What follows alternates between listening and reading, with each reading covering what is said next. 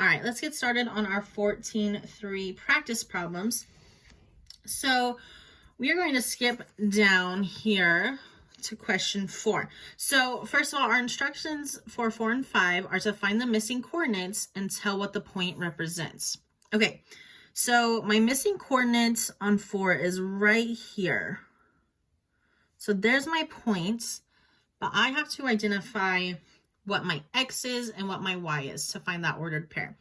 So to find my x, I'm going to start at the origin and I'm going to come over. So this would be 100, 200, 300, 400, 500, 600, 700, 800, 900. So I'm going to just draw a little line just so I can see that a little better. So 900 is my x. Then my y, we can just go straight over, and my y is 800. Okay, so there's my ordered pair. But now I need to tell what the point represents, okay? So that's where our titles are going to come in. So down here I have titanium, and then up here I have aluminum, okay? So it represents that when titanium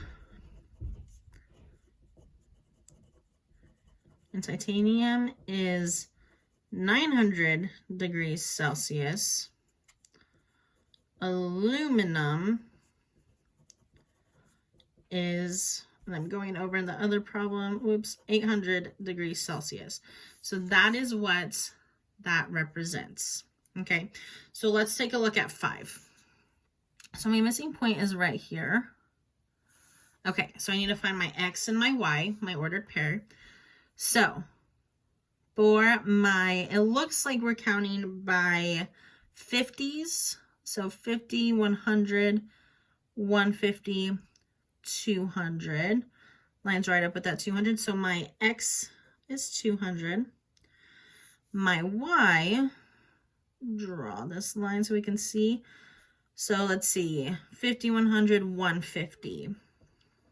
Okay, so there's my ordered pair. But what does it represent? Okay, so it represents when there are 200 deer sightings,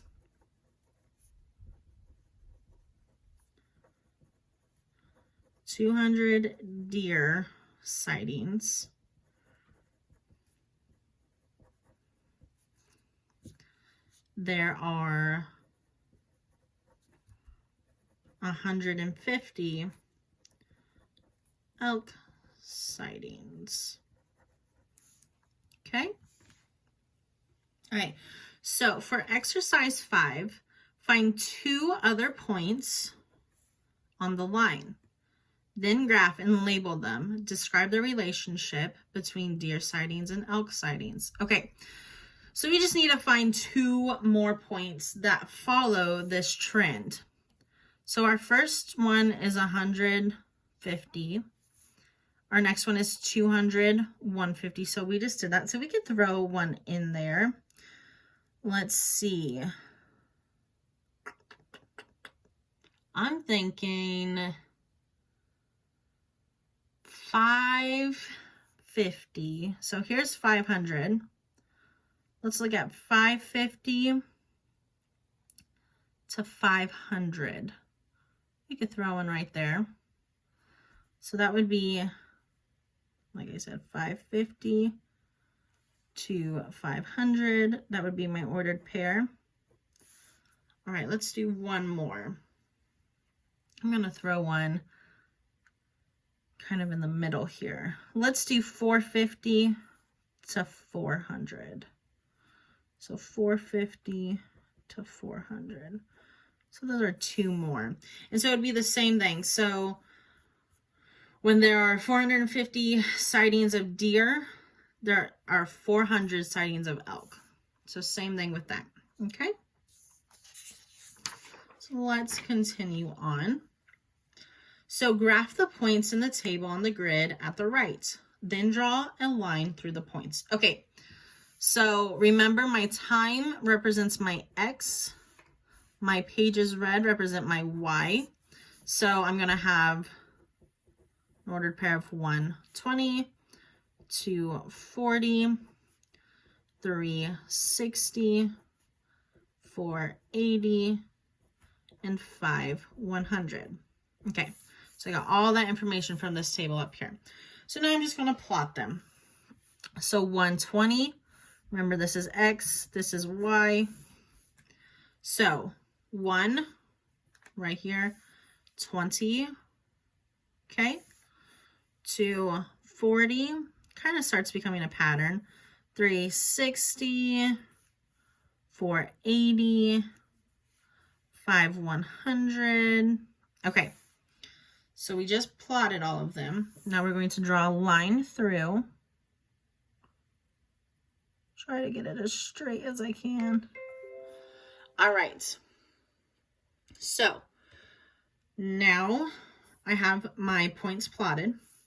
So look for the relationships. If the pattern continues, how many pages will have been read after 6 hours? Okay, so we ended at 5. Now it's really easy to notice this pattern if we're looking at a graph, because if you guys notice, we just went diagonally 1. So if we kept reading for 6 hours, it'd be 120.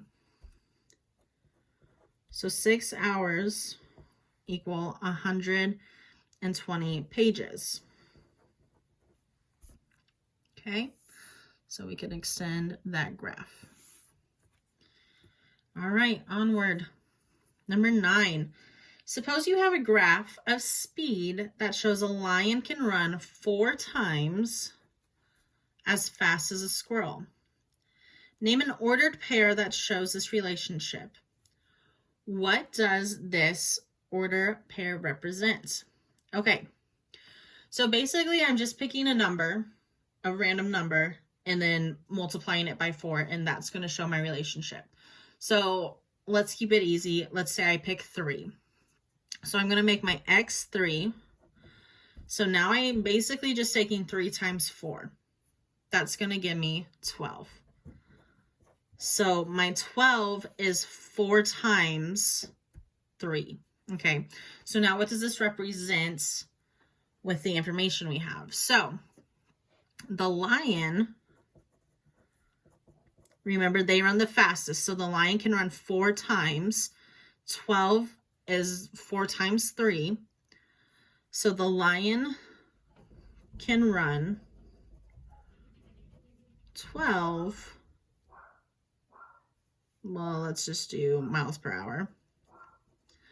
Miles per hour, while the squirrel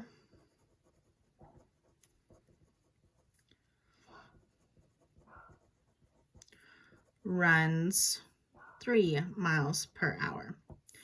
Probably not really accurate, but that's how we figure out what is 4 times. Or if we did 5 times, then we'd pick a number and times it by 5. First number we pick is going to be our X. After we multiply it, the answer we get then is going to be our Y. Okay, 10. So Candace drives a total of 48 miles each day to get to work and back home. She works 5 days a week. Her car gets 21 miles per gallon. About how many gallons of gas does she need to drive to work and back home each day? Okay, that is a lot of stuff. Okay, so let's break it down. So Candace drives a total of 48 miles each day to get to work and back. She works 5 days a week. Okay, so we're just going to see how many miles she travels in a week, in a work week. So we're going to take 48, because 48 is the total per one day. 48 times 5. All right, so 8 times 5 gives me 40. 5 times 4 is 20, plus 4 is 24. All right, so now I have 240 miles. So now I know that she gets 21 miles per gallon. So this is going to become a division problem. So I'm going to take 240 divided by 21. Okay, 21 cannot go into 2. It can go into 24. So that gives me 21. That's going to leave me with 3. And that's going to be a 0. So that is going to be 1 again. 21. So to 9. Okay, so we're left with 9 as a remainder. So we have 11 gallons with a remainder 9. So really we're going to round up, and it's going to take her about, remember, about 12 gallons. All right, so there's our answer for 10. So on those long ones, you just gotta break it up, and that will help you get your answer. Okay, number 11. What does the point 15, 4 represent on the graph at the right? Okay, so 15 meters, 19 seconds. Okay, so it looks, I don't even know, well, that obviously has nothing to do with it. We don't have anything to do with 19 seconds. I'm looking at 15, 4. Okay, so we have meters on this side. So meters are going to be my y. Time is my x, okay? So be careful when you read this. They flipped them. So meters are my y, seconds are my x. So this is about ant crawling. So the ant crawled 15 meters in 4 seconds. Well, not true, because up here my 15 is my x and my 4 is my y. Okay, so it can't be that. So we're going to cross that out. The ant crawled 4 meters. Okay, meters is my y. Could be in 19 seconds. Well, we don't have anything to do with 19 seconds, so not that one. Okay, the ant crawled 4 meters. Good, meters is my y, 4 is my y. In 15 seconds. Seconds is my x. 15 is up here. So my answer is D. All right, last one. What does the point 25 represent on the graph? Okay, 20 is my x. 5 is my y. So same thing. Except this is centimeters. Whoa, okay, we know for a fact it's not that one. Our graph is dealing with meters and seconds. Okay, so 20 seconds. In 20 seconds, the ant crawled 5 meters.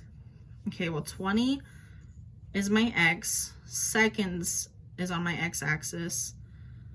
5 is my y.